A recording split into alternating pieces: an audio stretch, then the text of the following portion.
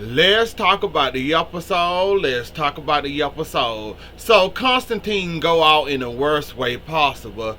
At first I thought, he had a heart attack, all that stress, all that pressure, trying to hold Teresa hostage with dear life. At first I said, did he have a heart attack? Then come to find out Xander shot him. I guess Xander wasn't too fond of him kidnapping his daughter, which I don't blame him anyways.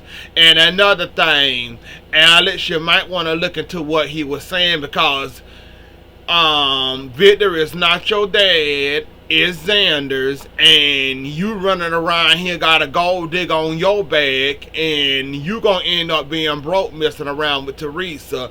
But anyways though, so Constantine got his revenge. He made Victor plane go down.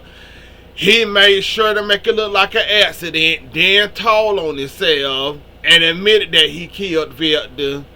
Then turned around and said that Victor double crossed him. That's the reason why he took his plane down like that. Well, sabotaged his plane ended up killing Victor. Because he thought that he was going to get a slice of Victor pie because he think he's entitled to this money. I still don't understand why he's so entitled. You act like he a family member or something. It was all about the family and helping him out and, with the restaurant and all that BS. But the entitlement that man had over somebody else's money. Like, wasn't your restaurant making you some money? That wasn't good enough for you. You want to go steal somebody else's money? And for you to thought that Victor was going to agree to put you on the wheel, he had you right there. And then once you realized Victor changed his mind just like that and switched it back, you got mad all up in your feelings. And then you decided to sabotage that man's plane and decided to do what you did, then admit it on your last final hours of living. Teresa, it's already out that you helped Constantine kidnap Sarah's baby. Your brother already know he protected you. What's stopping it from still coming out? I hope you don't think you safe and you secured now. And then when he holding you hostage, oh my gosh, I didn't believe you was a kidnapper or a killer and all that. Teresa. See, you thought it was all about the money, not realizing who you really laying in the bed with, trying to go on this little gold digging scheme. You didn't realize who you was up against, going with, and who was helping you with this situation. You just saw money, thought about the ideal, and ran with it. Not realizing that you don't know this man from a hole in the wall. He mentioned money, you want it, and now come to find out you wish you never met Constantine a day in your life. See, Teresa, this is what happened when you let your blindness, and you being blind for money and wanting the quick get rich scheme and a quick gold digging scheme that probably could have turned out even worse than it did for Constantine. See, you never know who you meet, nor who you agreeing with, who you're agreeing with to be your partner in crime. This man had you kidnapping, he had you scheming and conniving, had you going after somebody else's fortune that don't belong to them in the first place. He didn't strike you as a killer. He didn't strike you as odd, weird, he doing too much. See, your eyes was too focused on the money. Constantine gave me that vibe when I first met him. When all this happened and how hard and how thirsty he was for the money, more than you already knew something was crooked and something was off with Constantine. See, you got in bed with the wrong partner. See, if you would have played this a little bit more carefully, you wouldn't have ended up in Constantine's good graces, and you probably wouldn't have ended up with a killer.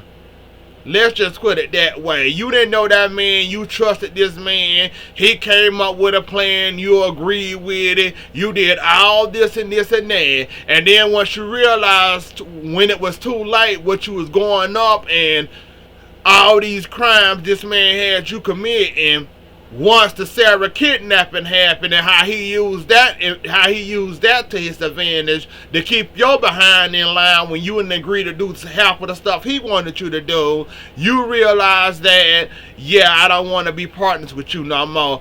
Then on top of it, what he did to Victor, oh, that made you sick to your stomach, huh? You got to be careful who you partner up with these days, Teresa. You never know who you might be in the bed with. And I hope you don't think you're going to get away with this, because we know Xander not going to take this laying down, and we already know he got a partner in crime. And before Constantine died, he gave y'all too many hints that y'all need to follow.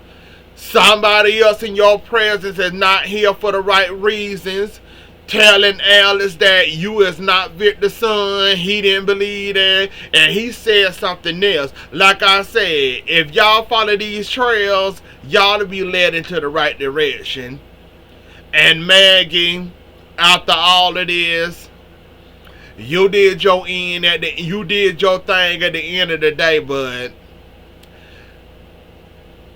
Maggie, you was warned, heavily warned. You didn't want to believe this, and once John and Steve told you this man trying to kill you for this money, then you woke up and took the rose-colored glasses off and realized that, oh shoot, this man really is using me for my money. This man willing to kill me on my, when we say I do, this man is willing to kill me for this money. Once you realize who you was really in bed with and how John them told you that this man willing to kill you for this money, oh, then you want to come up with a scheme to get him. Like, Maggie, I feel sorry for you, and you kind of did portray Victor by, you had the warning signs out there. Everybody was warning you. Even Julie was telling you, don't do it, Maggie, don't do it, don't marry this man. Even she got a whiff that she didn't like. Everybody warned you, everybody heavily told you, do not do it, Maggie. You was gonna do it anyways.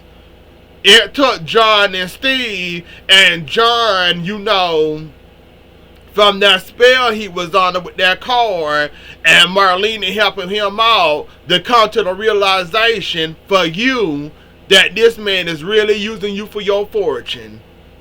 If it wasn't for John and Marlene to help, you probably would be dead by now. And I probably wouldn't feel no type of way about it anyway, because, like I said, you was heavily warned from the beginning.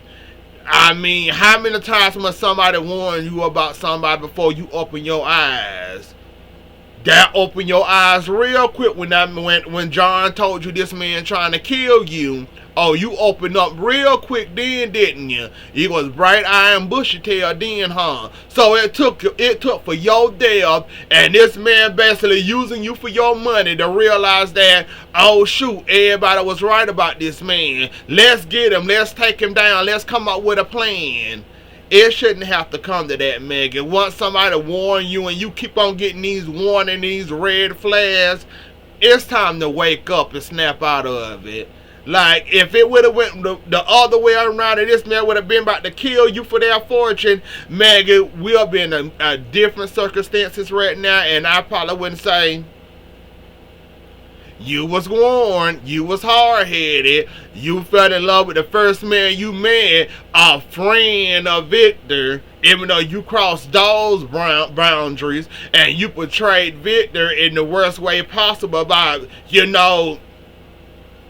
letting this man all in the house, sleeping on her, enjoying Victor's web, knowing that this man had evil intentions from the beginning. And like I said, you knew this, you just was hard-headed and didn't want to believe it. You thought you was dealing with a diamond in the rough. Oh, they can say whatever they want about him. People have bad reputation. That some people don't like certain people, but I can turn him around and be a good guy. You thought you was turning a diamond into a rough into a good guy and a good gentleman, not realizing this man is heavily rotted. And then once everybody told you and once John told you, you started to open up and realize that this is not now no second chance at victory and trying to redeem him and trying to restore his. You realize you really messed up then, and then you had to come back and realize that.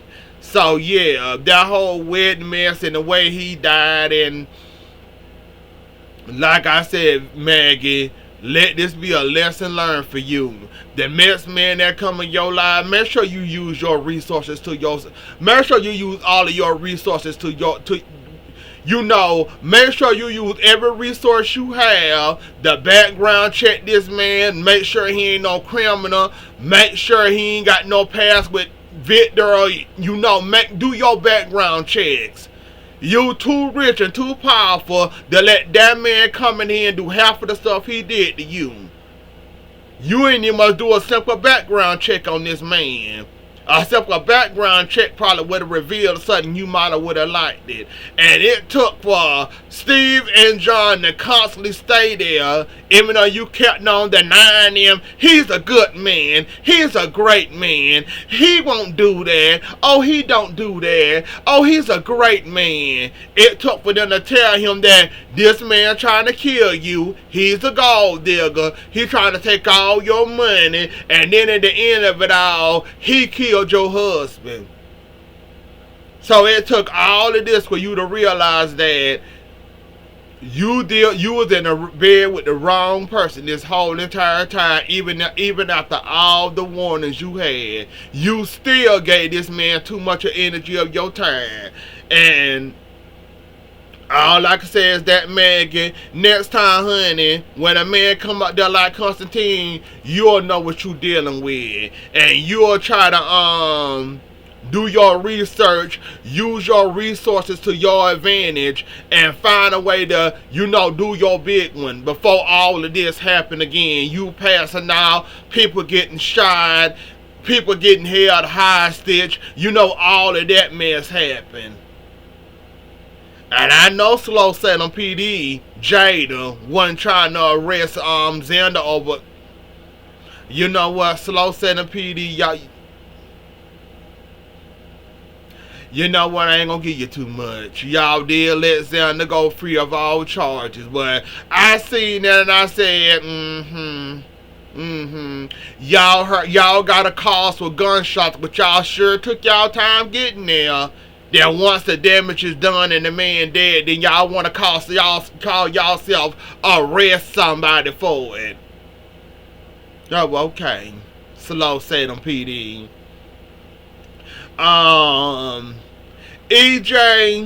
EJ, you doing too much.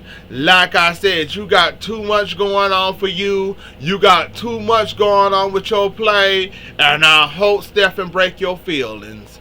Now that he got the paternity results with that test that's showing that Jude is not your son, I hope Stephen knock you down to a new level alone.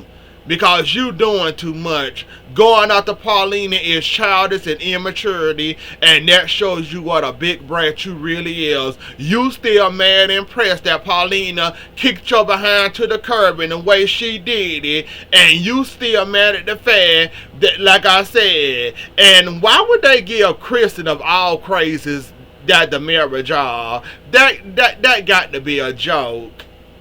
Shan, you playing with me right now, aren't you? I'm all here for the fall of EJ the Mirror. But to put that thing in charge,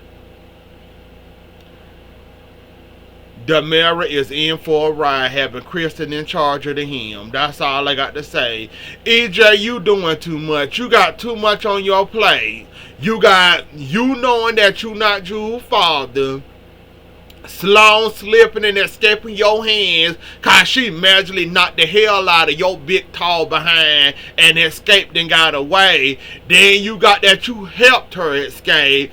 Then on top of it, you got that you also lied and cover up and protected Leo, Sloan, Trash. Like, EJ, you ain't got enough stuff on your plate to be bothering Paulina, calling yourself trying to dethrone her for mayor.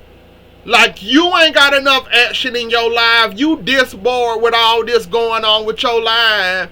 And they gonna figure out that it was you and the whole Sloan escaping situation. Don't nobody believe that your big, tall, strong, big behind let Sloan and Baloney, skinny, scrawny behind, bust you upside your head to escape. Don't nobody believe it at all. You can run with that. Oh, she hit me across the head and didn't escape. Oh, she got away. EJ, don't nobody believe that lie. But you know what? Your fall is coming, and your fall is gonna hurt you this time around. You done lost the mirror, according to Kristen. Stephen got dirt on you, knowing that you not Jude's son.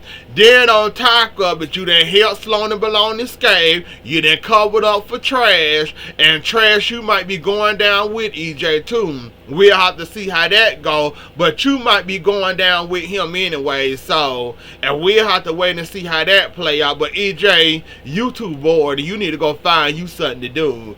All this going on, and you still got time in your busy schedule with a baby to sit there and go out to Paulina and her job because you mad at the way that she fired you. Like, EJ, you too bored. That's too much boredom. I don't understand how people can have all this stuff on their plate. They think that they're covered up and protected. Still have time with a baby to go after somebody else, Paulina, like Abe told you. Family, your daughter dating Paulina's daughter, but you still got time to do all of that with a EJ. Your fault is gonna hurt you this time, buddy. That's all I'm gonna say about that. And Stephen, you calling yourself running. You calling yourself trying to escape with Gabby, you know, getting Gabby out, that's not going to do you any good, buddy. This woman got a daughter that she barely claim or barely entertain. She is not fit to run out of town with you or out of the country with you, buddy. Just use your newfound evidence and dirt you got on EJ, and that should help you get Gabby out somehow or another. But you talking about leaving the country and leaving without a trace with Gabby, Gabby not gonna have none of that. We know Gabby ain't gonna agree with that or go along with that. Unless she never want to see her daughter again, she'll go along with it. But me as a mama, and I got a daughter, oh hell no. Keep me locked up in prison. I take the broken ankle. I slip and fall. Give me a broken arm, hell. I would not be running out of no country, living a life on the run. For just Stephen. Just use your evidence you got against EJ to your advantage. That on the live running for your live mess. Kristen make it seem like a vacation. It's not a vacation at all. Like, Stephen, find you something else to do. After all this time, Lucas is finally free. Do y'all think Lucas suffered enough already? Dealing with the Salem kidnapping, and then, you know, him agreeing to help Harris with the whole Clyde thingamajiggy, and, you know, setting him up. Y'all think Lucas suffered enough? My heart said no, but my head says yes, he suffered enough, in my opinion. I'm a little jaded when it comes to that. I say he suffered enough, and maybe he learned his lesson. Until the next time this happened again, I say he learned this lesson, and part of me says he ain't suffered long enough. But I'm going to give him a pass. I'm going to give him a pass this time around. I'm going to let him slide this time around. Yeah. I think I'm going to let him slide. Clyde and this whole drug ring mess. we ain't gonna talk about Chad. Ain't got enough time to talk about Chad and his little rant he was doing. I fast forward all the way through. I can't deal with Chad in certain scenes, and that was one of them. Yes, Abigail is alive, Chad, and yes, she been alive this whole entire time, and yes, you didn't live years of you being with her, and yes, she didn't miss years of her children growing up. Yes, yes, yes, yes, yes.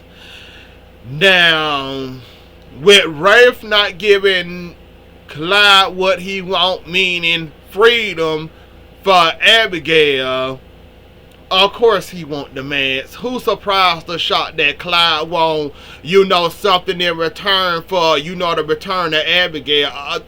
It's Clyde. He done committed all these crimes and now he want to be set free, half the time. It's Clyde. Of course he wants something in return.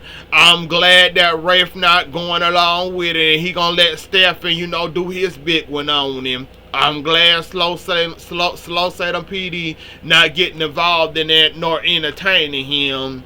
But yeah, of course Clyde wants something. Who's surprised and shocked that Clyde wants something? Clyde always wants something. Every hardened criminal like him wants something. Who's surprised or shocked? Who? Orpheus tried the same thing. Now Clyde done tried the same thing. Who was that other hardened criminal? Kristen always do the same thing. Like, that's what they want. They want to commit all these crimes, and they basically say, let's get them life in prison, but let's cut it down by 10 years or so. They always want something. And I'm glad that y'all finally sending him where he belongs, in Superman's. I don't know how he managed to commit all these crimes in the first place and not ended up in Superman's. Why would y'all put a hardened criminal like him anyway in a separate prison with the other criminals? Y'all don't never think that criminals like him deserve Superman's? I'm not understanding why y'all get him y'all standard prison where y'all put the other prisoners, and why he haven't had Superman shed. Y'all always confuse me with y'all prisons and putting the hardened criminals in the regular jails, but a Clyde should be in Superman somewhere locked up for life. Y'all always confuse me with that mess. Always. Like, why haven't he always been in Superman's away from everybody? Make sure somebody keep an eye on him to make sure he ain't got no friends, no goons, no phones, nothing. TV, take it all away from him. All he deserves is food and water. His little annual prison foods, 3 square meals a day and some water or some whatever they give him for, that's all he needs. The fact that y'all just not talking about Superman's prison for Clyde says a whole lot. And says a whole lot about y'all treating hardened criminals like y'all treat regular criminals. When Clyde should have been in Supermax in the first place, not Statesville. That was a mistake y'all made several times, so not surprised there. But anyways though, y'all, that was the episode. Don't forget to like, share, comment, and subscribe. Oh yeah, Chanel and Johnny leaving, and Chanel finally forgiving her the mama. All I can say is I'm happy for them both. They're gonna have a baby, a new life out in LA. Johnny finally got his dream job after all these years of dreaming and hoping for it. He finally got Doug House, so of course Chanel gonna follow him, and she can come out with a Sweet Beats in LA and have somebody else run the Sweet Beats in Salem, so she'll have double the income coming in. She'll be alright, and like Chanel and Abe said, they can come visit each other, and there go phones, computers, and all that y'all can video chat on. So y'all really won't be missing too much I'm not understanding why Paulina, said her little plea or whatever. But anyways, though, y'all, that was the episode. I'm gonna get the like, share, comment, and subscribe. I see y'all later. Enjoy the rest of y'all night. Have a good weekend, and I'll catch y'all later. Bye.